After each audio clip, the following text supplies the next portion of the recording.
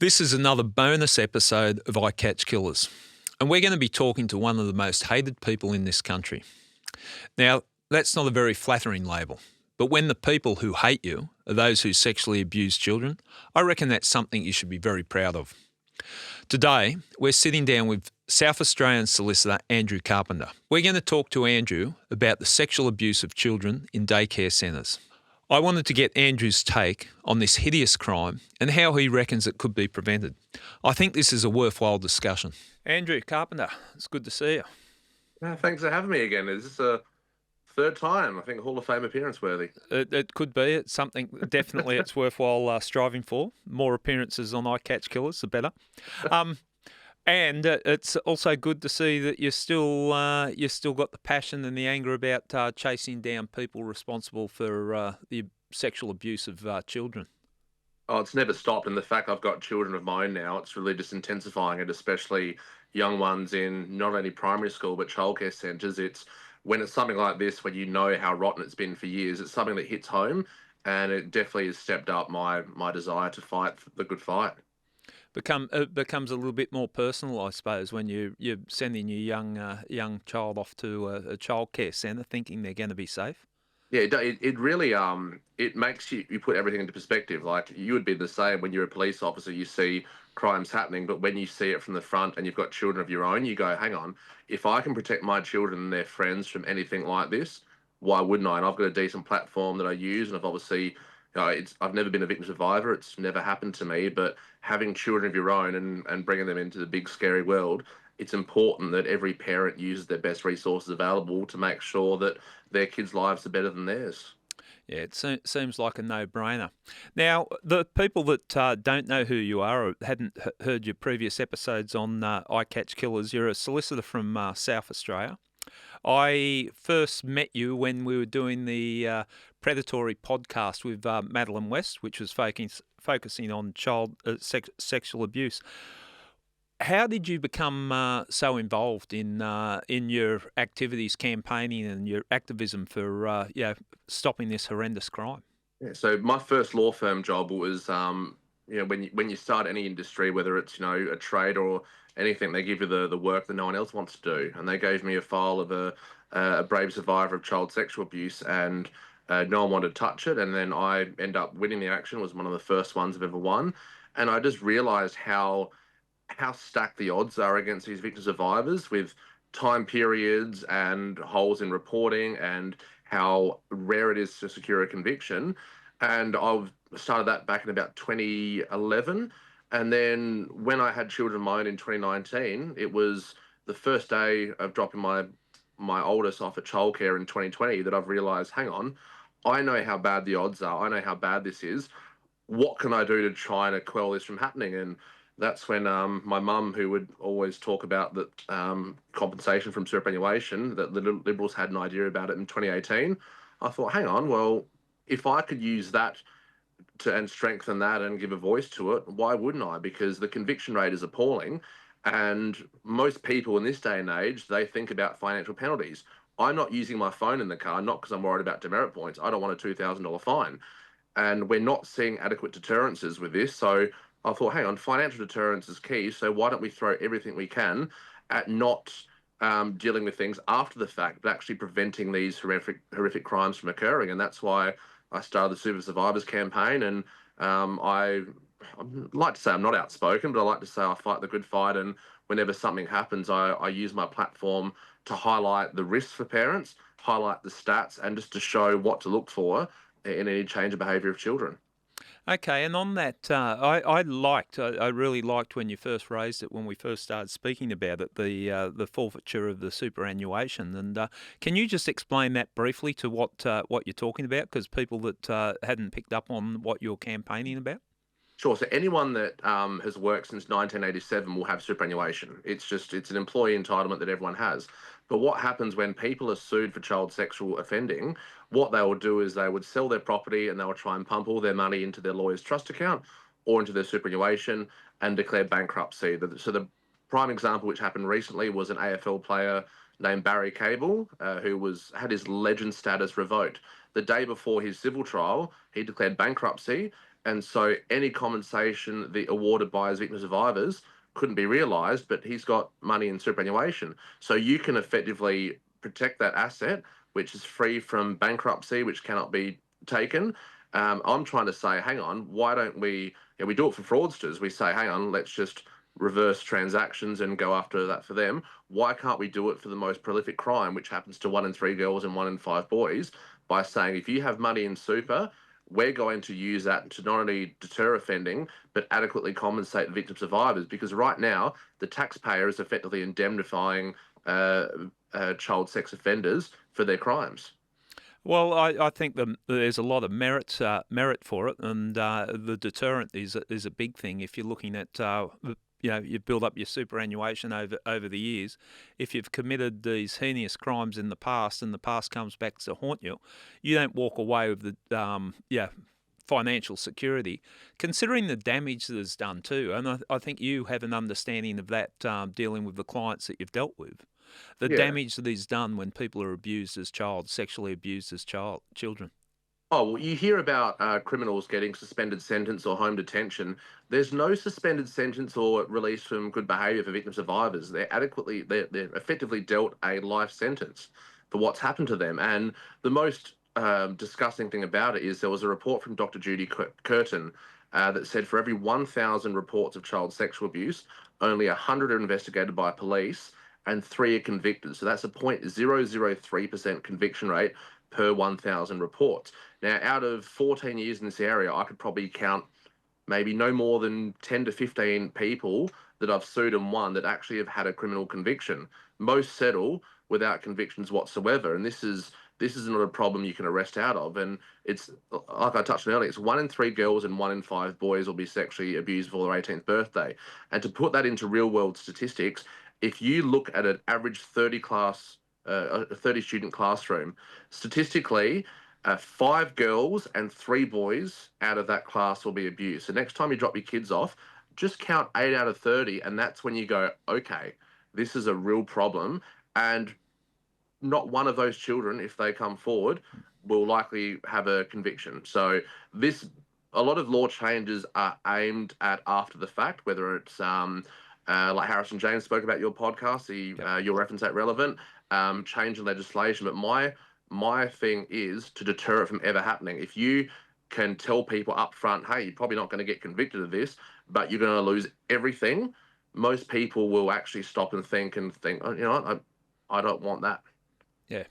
Well, I think everything that you say there makes a lot of sense. It makes too much sense, and it's confusing why we don't really go along those lines and look at preventing these crimes. But I think what's established is how passionate you are about preventing this offence and reducing it. It's all very well to arrest people after the offence has happened, but the damage has invariably been done. And what brings us to the table today talking, there's been in recent times a lot of talk about child sexual abuse cases in childcare centres. Significantly, one in Queensland, a horrific one in Queensland, and a horrific one more recently in Victoria. And that's drawn the attention to the public going, how did this occur? What can you tell us about those two high-profile cases? So they're quite different in character. For instance, I applaud the Victorian police. So as soon as they uncovered the alleged offender in Victoria, they identified 24 centres where crimes have been alleged to have occurred. They notified thousands of parents and students as to what centres, a time frame in which the alleged offender was working there, and they got on the front foot and they got 1,200 children to get STI checks. They set up hotlines for individuals. So the police in Victoria have been great at coming to the front foot and speaking to people. But if you look what happened in Queensland with Mr. Griffith, it was 2 years after he was arrested until the public knew about it. 2 years after the fact until people knew what was actually happening. But the hardest thing with that is that the public still doesn't know what centres this offender went to. And we're talking about almost 3,000 counts at the start. I think they whittled it down to about 1,500. But it was 73 children he was found, or he pled guilty to abusing. But the public still does not know which centre he worked at, what time frame this occurred, and so there could be hundreds, if not thousands, of other students out there that have been impacted by this individual in Queensland that will never be known to life because we know what a child who is, between the ages of 2 and 4 is like. I asked my oldest son, who's 5 today, if he remembers a child that he went through uh, preschool, toddler, and kindy with that he last saw a year ago. He couldn't remember who it was. And you've got children now, 5 years after the fact of when this guy had his main offences, they wouldn't remember a thing that happened to him. So the issue here is that we've got one police force that's coming out in the front foot saying we need to adequately investigate this now. But then we've got the Queensland police officers that have investigated this with a cloud of secrecy, where the full extent of his crimes will never be truly found. I mean, we're not even at the tip of the iceberg with Queensland. I don't think we're even at the breeze over the top of the iceberg with a level of offending. So the biggest thing that come from this is that it's disgusting what happened in the childcare centres, both in Queensland and the allegations of Victoria. But the thing to realise is that 80% of child abuse is incestual. 92% is known. So the people that wanted to pull their children out of childcare at this stage don't realise that the most dangerous place for a child to be is in the family home. Yeah, well, I think that's an interesting point because the headlines can, yeah, distort the reality or the truth that childcare centres are a dangerous place. These things can happen, but you've highlighted the fact that the majority of child sexual abuse occurs in their own home, which is a significant point. Breaking down that Queensland one, because we can talk about that in more detail because the matter has been before the court. So it was actually Paul Griffith. He was recently sentenced to life imprisonment after admitting to more than 300 offences against 69 girls at daycare facilities in Brisbane and Italy. The magnitude of that, beyond belief that he could get away with something for so long. With so many victims, but it clearly shows there's a failing in the way that we prevent these crimes and detect them. Well, the thing with Mr. Griffiths was that his crimes were preventable and foreseeable. There was people dating back 9 years that actually first raised concerns about him. He was spoken to by the police, but they didn't even take steps to go through his devices, which they would have found tens of thousands of images of child abuse. And he would frequently change childcare centres. He would only abuse children, I think, under 4, because he realised that they were ones that would most likely not be able to talk. But he was actually sending out letters to parents at childcare centres where there are investigations of other staff members there saying that children are meant to be safe and they should be taken care of. In fact, at one stage, he felt a sign of guilt and he deleted all of his images that he collated over these years, only to shortly thereafter download them again. So his was calculated and it was over a span of time. And the parents that complained about him earlier on didn't see any recourse. In fact, there was a whistleblower that was charged criminally with computer hacking for simply raising the fact that their earlier concerns were not investigated. Can we talk about that? I've had the discussion with you before the podcast. Are you comfortable to talk about that, the Yeah, details happy to. of that? Because, yeah, again, we should the leaning or the balance should always be in favour of protecting the children, and Correct. this situation just seems to be very off track on what the response should have been when someone brings this to the attention of authorities. Yeah, what happened was when the story first broke, after it was 2 years after they first identified Mr. Griffin. They had identified him, I think it was overseas, where they found some blankets that were actually used in some of the videos, and they pinpointed them to blankets used in Queensland childcare facilities. So that's how they first got a hold of him. And so when it went to the media, there was a whistleblower that actually went to a current affair and said, I notified a centre years ago this was happening, and they said, well, hang on, all right, well, as any proper journalist would do, they'd investigate it. They said, can you send us an email of where this first came from? So she pulled out her work laptop and she sent the email to a journalist saying, here's proof that it was sent. A few days later, a task force rocked up on her doorstep and raided her house, and she got charged with computer hacking, all for simply saying, here is evidence of me providing the childcare centre proof that I had made a previous complaint. And so that matter went to trial. She went through the ringers of a trial, and her fight got made public. Yet the offender, who sat in secrecy for many years, um, was able to keep his anonymity for quite some time. The fact that the childcare centre effectively spent more time and effort prosecuting this woman for blowing the whistle than they did at notifying parents of what happened to their children. It's deplorable. It should be on the front foot. They should have applauded her and actually said, "Hey, we're sorry. We should have investigated this years ago." And that's what the Royal Commission did. They said, "Right, we're into child abuse." They said, "Right, we need to thoroughly investigate and believe people." And it's like these centres in Queensland completely disregarded what we learned from the Royal Commission. Yeah, it's easy to forget lessons learnt. Without focusing on that Hmm. specific case, but you did bring up, and I want to delve into this side of it. It gets brought to the attention of police. I would suggest there's a responsibility there to make sure it's responded to quickly and to prevent any further cases. Now, if it's 2 years down the track before it comes out, other children could have been sexually assaulted, and I'm not talking specifically the Queensland case, but the timing and the priority that should be given to these cases can't be underestimated, can it? Because as long as no one's investigating a allegation, there's potential for that offender to commit further offences.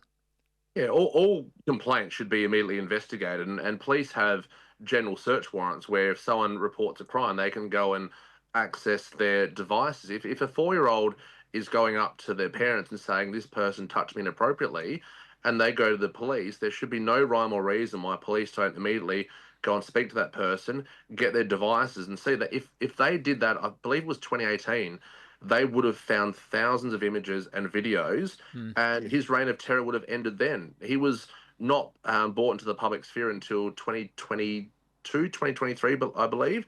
So that's effectively 4 to 5 years of offending that he knew he was getting away with. And by that time, a lot of the centres he worked at, they kept CCTV footage, but that lapsed for a period of 12 months. So they have lost the ability to go after him for other counts because they weren't on the front foot. And I'm not saying it's a cover up. I just think it's a lot of these institutions, they don't want to deal with it front on because they're worried about their bottom line and their exposure. But if they come in the front foot saying, we've put this person on paid leave while we investigate this, we're not saying he's done it. We just want to make sure that we protect children. Our children are our number one resource in this country who are going to put into great steps in the future. But if they go down the tracks of we need to investigate all credible complaints, and or even just say, look, go on holiday for a week. Let's just talk to the parents, talk to the child. We'll get police to come out. If there's an all clear after your device is looked at, then so be it. But when you've got multiple people from multiple centres in Queensland that have raised concerns over years and they were never investigated, it definitely raises concerns as to the government or the institutions were negligent by not actually following this through. It's concerning that they weren't all compiled too. Like one allegation on its own doesn't carry the weight of if there's multiple independent of each other allegations about the same person. It tends to paint a picture. The the number of victims and how many offences, does that come as a surprise to you? You've been focusing on this area, this horrible area, for a long time. Does it come as a surprise to you the amount of victims in these cases? Not at all. If you've got someone who's abusing children at a school or a church or a scout or a sporting club, you're effectively having new children coming in every year. I was shocked that he pled guilty to as many counts as he did, because usually what happens is, they might charge someone with 3 or 4 thousand counts and it gets downgraded into a few. But when there's individuals like this that have footage of the offending and they're actually using it as a kind of currency to other individuals, it's in their vested interests to actually continue to sell them. They're not getting caught with doing it, and so they continue. And it's like fraudsters, for instance. Like you see a lot of fraudsters, they start selling, $100 here and there, and then after a year they start going 1,000, and then go upwards. Mm. It's when there's a level of a level of risk to it, and they don't get caught, it intensifies. And with Mr. Griffith, deleted everything because he felt bad about it, but then he continued to reoffend, which didn't. I think that was more of a thing for sentencing submissions for him to try and downgrade his role. But if you are persistently abusing children over a period of years and you're saving images into hard drives depicting the titles of what you're actually doing and using it for currency, you're not sorry you did it. You're sorry you got caught. But the hardest thing with that is that it could have been stopped so much earlier, and we've seen how a lot of people have come forward and blaming men for this, which is it's predominantly a male Yeah. crime. But saying banning all men from childcare centres and banning all homosexual men from trying to childcare centres, the hard thing is it's not a crime dominated by homosexuals. It's predominantly straight males that engage in this offending. So I think what you need to do with this sort of offending is make sure that the institutions and the childcare centres are liable for their own acts. So don't handball it off to the offender. Say to these childcare centres, you are liable for any abuse that happens under your watch, and you watch how quickly these centres will set up, and their insurers will set up cameras and set up off-site CCTV professionals to review everything. If you watch childcare centres start actually adequately monitoring what they're doing, you'll see how quickly they act when it comes to an allegation of a child. If a child comes forward within a few months and says this happened to me, they'd be able to go back to all the footage involving that child and see where the offender was. And if an offender's in close proximity, or if they're taking children to dark spots in childcare centres, people should instantaneously raise concerns about what's happening. Because in my experience, when a child comes and says that someone touched me in this area, it's a credible threat because children don't know, especially younger children, don't know what's happening to them is wrong. Most children learn what happened to them was wrong when they start learning things about sexual ed. But education is important for children, especially for parents, saying, these are your private parts. You always let us know. You won't be in trouble. If anyone touches you there, you come to us right away. Yeah. It's an education thing for the parents, but it's also a risk limiting thing for the individuals involved.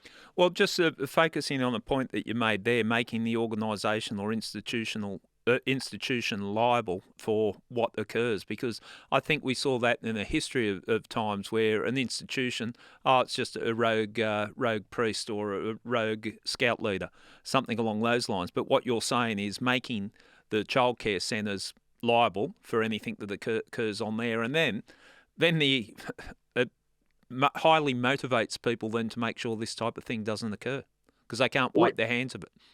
yeah, it takes seconds to abuse a child if you're in centres like this. But when someone's able to procure hundreds of hours and tens of thousands of images of abuse material, it's something that other staff members could have seen something. Yeah. They could know if there's a staff member taking a child to a dark zone of the place or leading them to the very back corner. Questions should be asked immediately.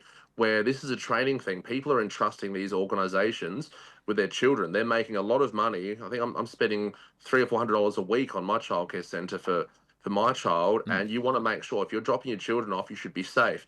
They have insurance in place.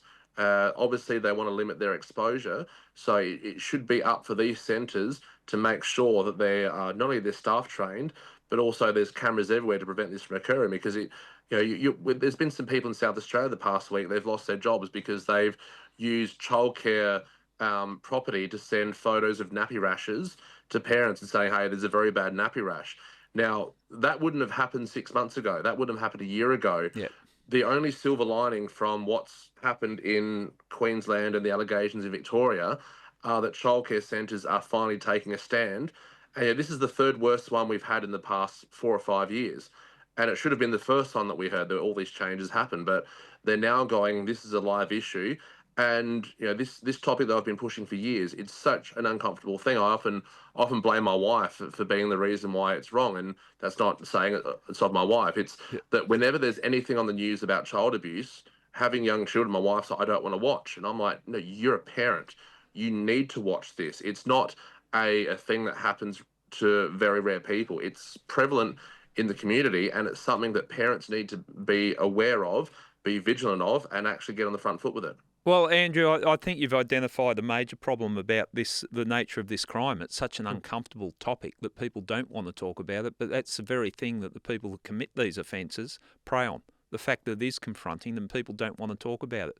I want to break down how we can strengthen and make it harder for an offender to come into a childcare situation if we focus on that. If invariably when offences like this occur, when it does blow up, when it explodes, people start to say, yeah, I thought that person was a bit strange, or yeah, there was something that made me feel uncomfortable. I see it and hear it time and time again, this type of narrative. People have got to come forward.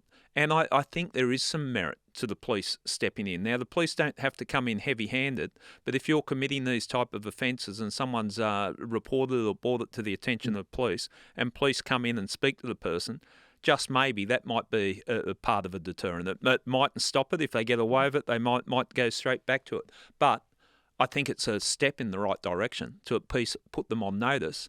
And you would like to think that these allegations, if, and again, I'm talking hypothetical here, not the Victorian case, but if someone's worked at multiple childcare centres and there's been allegations, maybe unsubstantiated allegations at more than one of those places, you'd really want to have a look at that person, wouldn't you?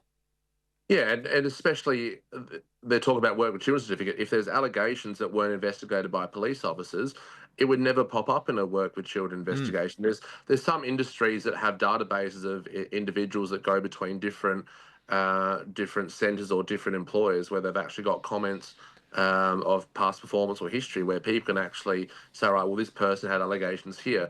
But there's no rhyme or reason why, if there's an allegation, it wouldn't take much police resources to have an officer go speak to the person, take a hard drive, say, we're just going to download all the contents of your phone, your laptop at home, just to make sure that there's no credible issues here. Because these individuals, they work with a large network of offenders where they actually use these images as currency to trade. And some of the dark web groups actually enable for someone to be let in. They need to first upload some new child abuse material which they've never seen before. So if you get someone that's had their hard drive searched by police, they might go on these groups and say, "Hey, I'm out. Like this happened to me. I Yeah. don't want to borrow this. I don't want this because it's the child abuse images. They don't normally involve a period of grooming. They're normally sporadic. If we know how quickly it takes to take a photo of someone, especially if you're a Yeah. childcare worker and you're taking a photo of changing a nappy. You can pull your phone out, take a photo, and put it back in within seconds. Mm. But the physical act against a child takes a significant period of grooming to get their trust and get close to them. So, quite simply, just getting a quick check of a phone might have prevented hundreds, if not thousands, of innocent individuals who are going to have allegations of abuse committed by the Queensland or allegations of the Victorian worker. It makes a lot of sense there.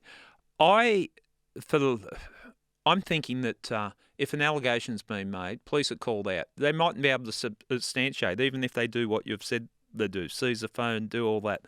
It might be unsubstantiated. But when I was in the police, we had intel on people. So there could be a person that looked like they were about to commit an armed robbery, but they were stopped beforehand. But that intel would be on their record that it's not proof of committing a criminal offence, but it makes you wary of the fact that that person was caught outside a bank with a balaclava on, for one of an example. Well, look at the anti-association laws. Like, if you got two patch bikie members in the Yeah, same location together, it's not ask questions later. It's go in, you're both here in the place, you're under arrest, out you yeah. go.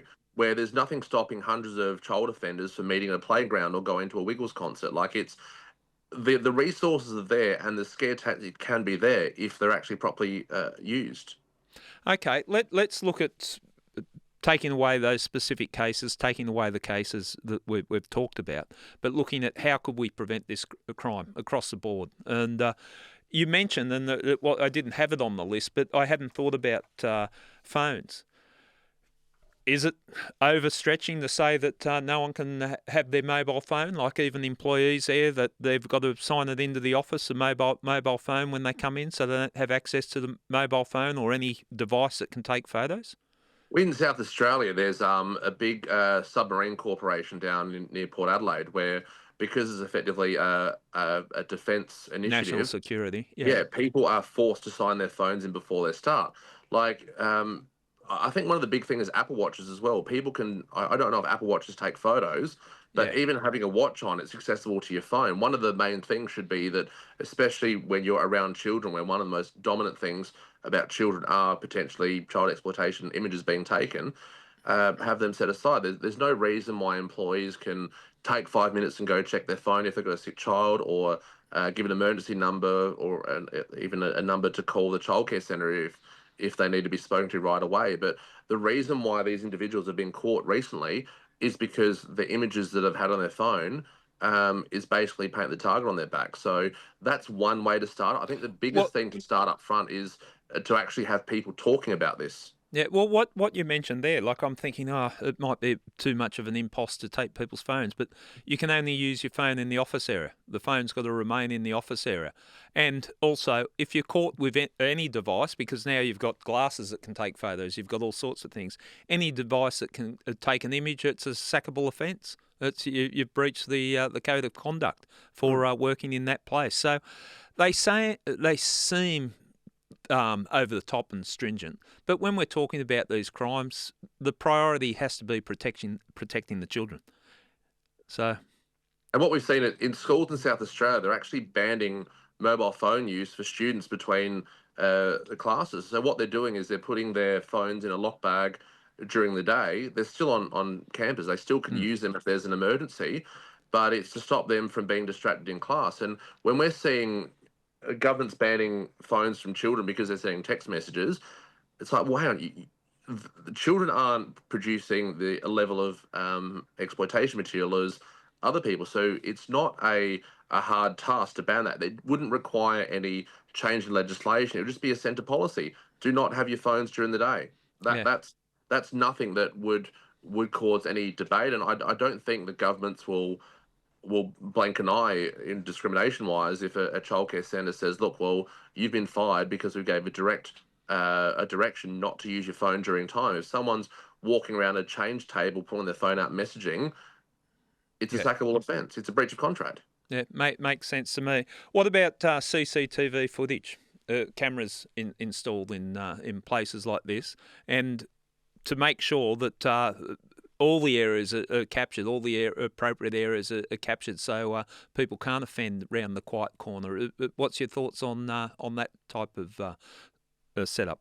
Yeah, if laws are introduced to basically hold childcare centres liable for any crimes committed against a child, it would be the number one way to protect themselves and to deter offending if institutions started having CCTV cameras. And this isn't like a Zoom ring, sorry, not a Zoom, but a ring your doorbell cam. This is getting specialised security experts to come in to the building and make sure that there's no dead spots.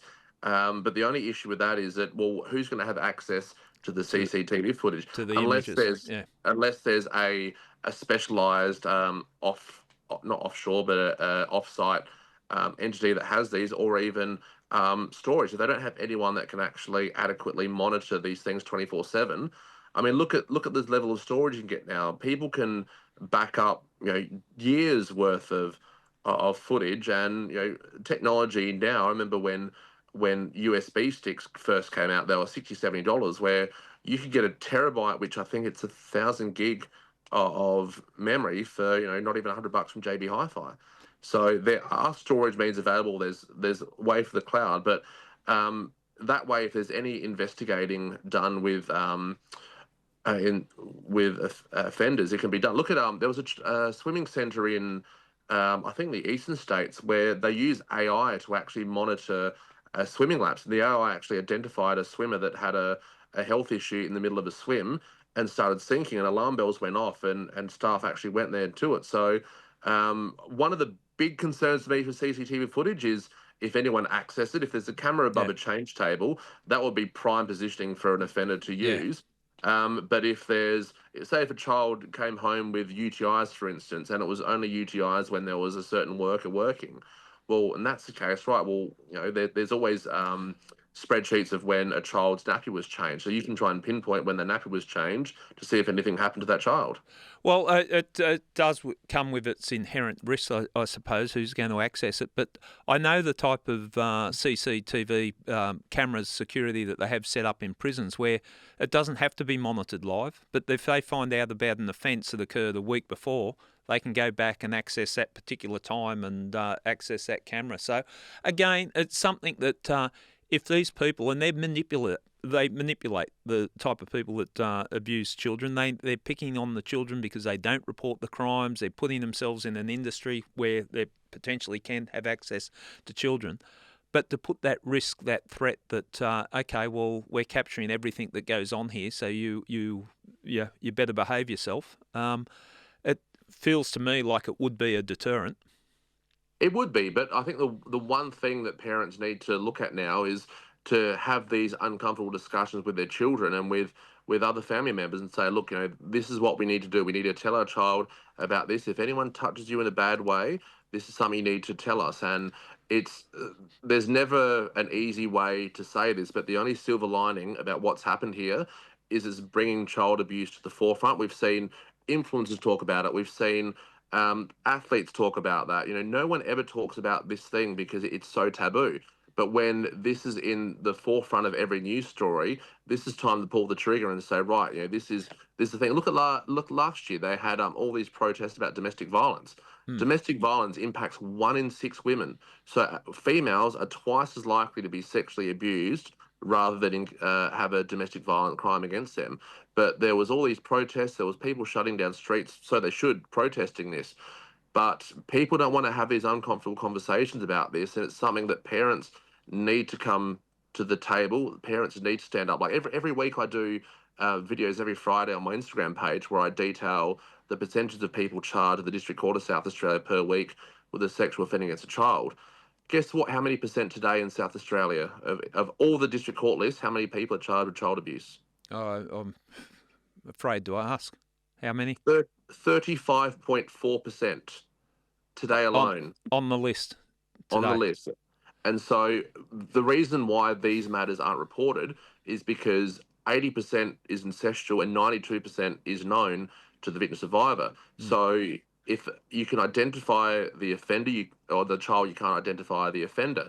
And the reason why it's never reported on, because the media outlets don't want to breach the Evidence Act in South Australia or the equivalent of other states, because this is a real pressing issue that although it can't be discussed about those instances, when something like this happens, it's a time for parents to talk about. Look at 9/11, for instance. 9/11 was the safest time for air travel because as soon as that happened, it was terrible what the attacks were, but after that, security systems were set up. There was weapon detectors. If someone has nail clippers in their carry-on bag, no, that's a dangerous weapon. So when something like this happens, it's terrific, but you then see the pendulum swing in favour of the victim survivor of, hey, how can we stop this from happening again? And until people speak about this, and I think people speaking about it is more important right now than having laws implemented because the more people discuss it, the more prevalent people will see how it is.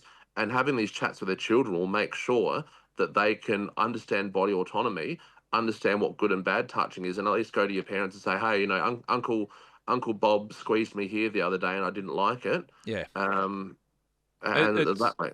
it's pretty. When I say it's simple, it's fairly obvious that the type of things that should be done. And yeah, part of in our discussions before we got you on here, I wanted to talk about this because it was prevalent and really get it out there so people talk about it because these crimes have flourished because people don't talk about it. And yeah, way back when we're doing the predatory podcast, that's the thing that we're talking about very much. That it's such a horrific crime and it's an uncomfortable thing to talk about. People don't want to talk about it. What about reporting and notifications? Your thoughts on that? Can we On improve reporting incidents, oh yeah, notifications, like compulsory reporting, statutory reporting, if you become aware of offences like this, and an offence if you don't report it? yeah, and that's what part of the Royal Commission actually touched on. There was Yeah. ever since the Royal Commission came out and said people need to be charged uh, if they withhold information. There's not been one conviction since 2015 about people withholding knowledge. We've seen George Pell before he passed away. There was countless people that came forward saying that he knew about things. The reporting is it's mandatory. I think mandatory reporting in South Australia came in 1975, Yep. and then in 1981 it was actually extended to teachers. I don't think it fell into childcare workers back then, but mandatory reporting, but actually to a specialised database. But the number one thing that I think is most important when it comes to reporting is that when, say, a child's abused by a big scary man, having a big scary police officer in a room that's just got four walls and a door in it is not the thing. I think one of the main things that need to be done is a social worker or a child psychologist actually conducts some of these first interviews with children, because it's a lot of children do not want to recount this, but after there's some rapport that's granted, they will actually want to discuss it. But and we even see it in courts in around Australia. Fighters Against Childhood Abuse Australia, they implemented things where they wanted to have support dogs, and even something as simple as a judge derobing, of simply taking off their wig and gown and sitting next to the child at the table and saying, "Hi, my name's Bob. I'm working Make a here today. I difference.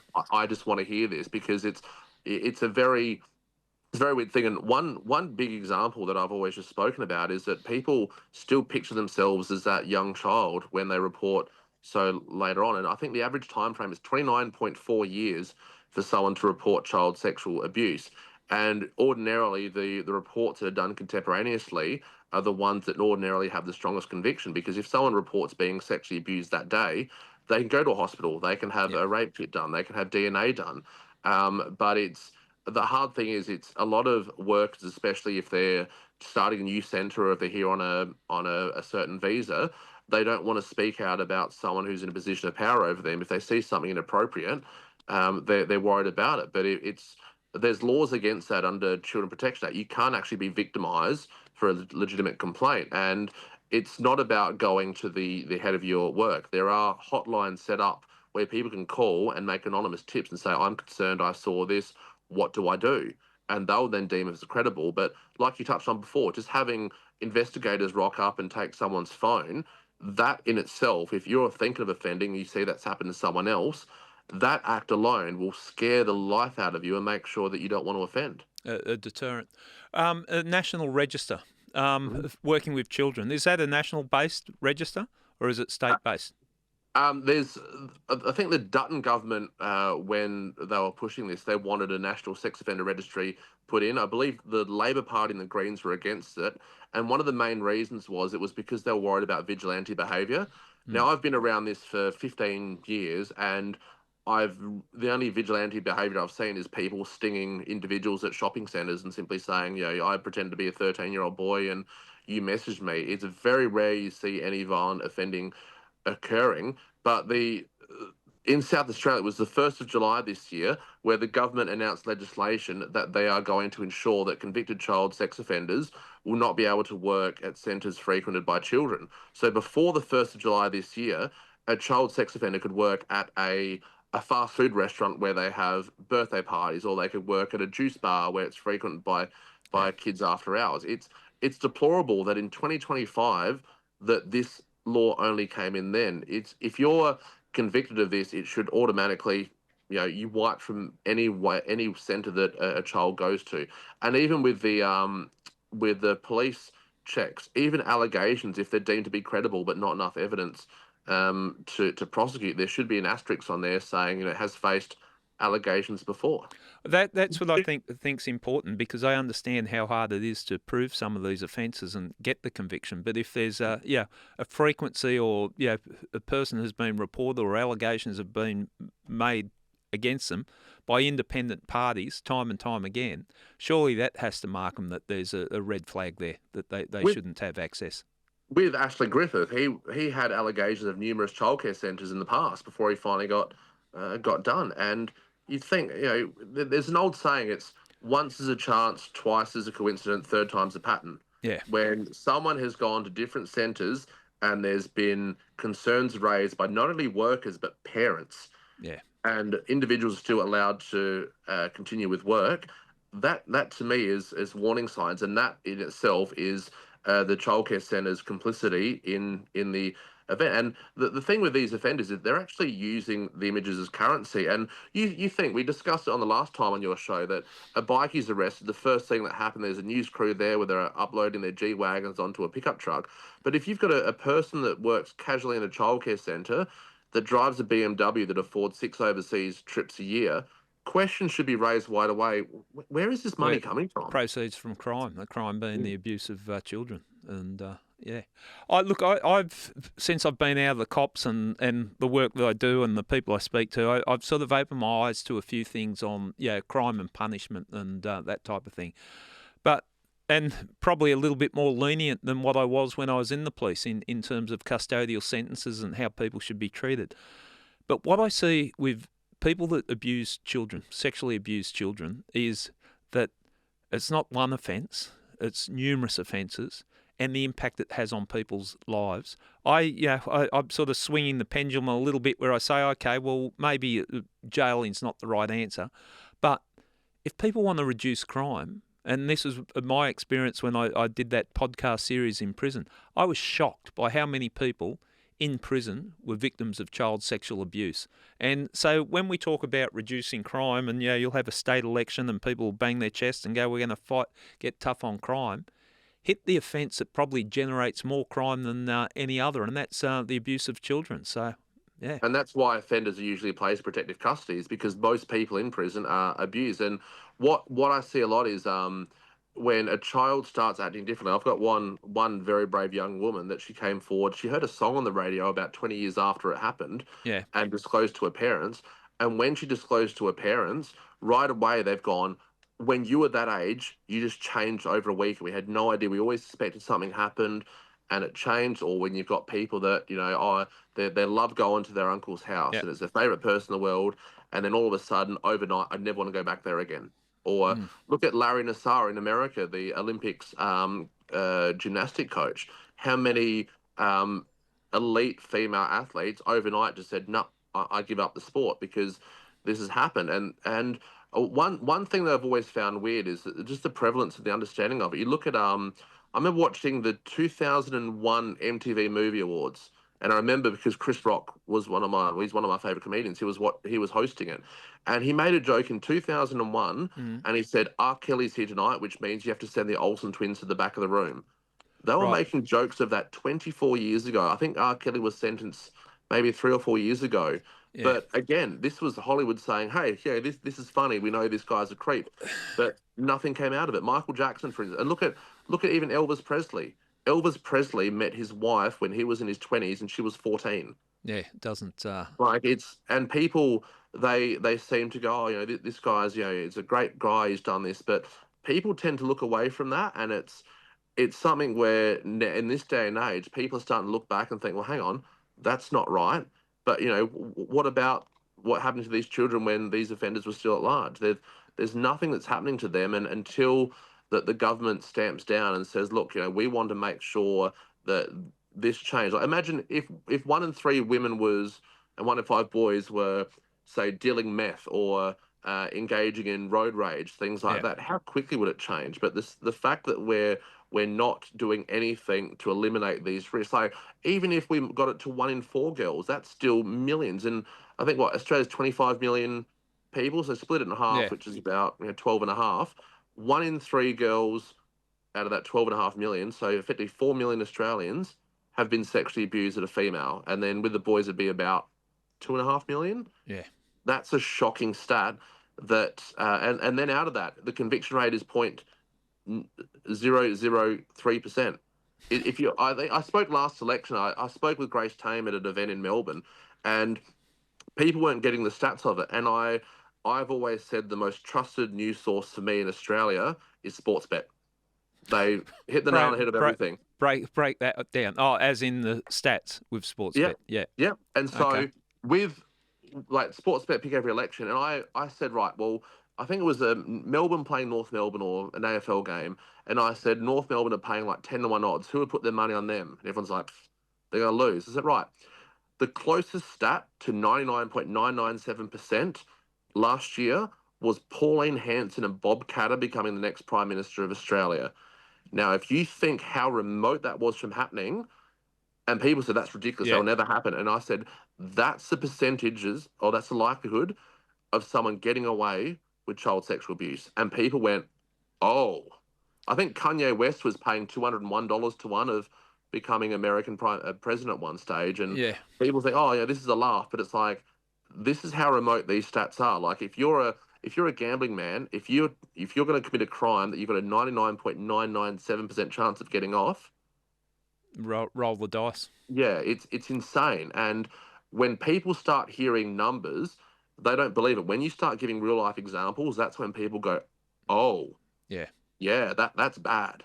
Well, we said it when we first started talking about this issue, not just on this podcast, but over the years. Really, you got to bash people over the head with the statistics and the nature of the crime to bring people out. So, look, you've given us again a very informed insight into what gets reported in the media and breaking it down.